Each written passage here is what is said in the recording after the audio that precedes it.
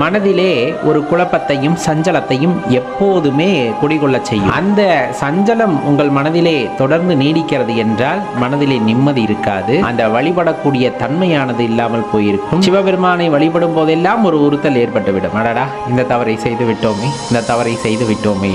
அப்ப அதுதான் அந்த இடத்துல தீட்டா மாறும். நம்ம சொல்கின்றோம் அல்லவா, தீட்டு இருந்தால் இறைவனை வழிபட முடியாது, கூடாது அப்படின்ட்டு. ஏன் கூடாதுன்னு சொல்றாங்க? ஒரு பிரயோஜனமும் இருக்காது. மனதிலே இவ்வளவு குறை குற்றங்களை வைத்துக்கொண்டு அவரிடம் நிம்மதியாக சென்று வழிபட முடியாது, தியானத்தில் ஈடுபட முடியாது. இந்த மாதிரி நிறைய விஷயங்களிலே நமக்கு தடைகள் ஏற்படும். அப்போ மனதிலே காம குரோத இந்த மாதிரியான மதமாச்சரிய எண்ணங்கள் எல்லாம் இருக்கிறது. அப்படிங்கும் போது முழுமையாக இறைவனை நம்மால் வழிபட முடிவது இல்லை. எந்த ஒரு சஞ்சலமே இல்லாத நபராக நாம் இருக்க முடியும் அப்படிங்கிறத தெரிஞ்சுக்கணும். அந்த இடம்தான் சிவபெருமான் வசிப்பதற்கு ஏற்ற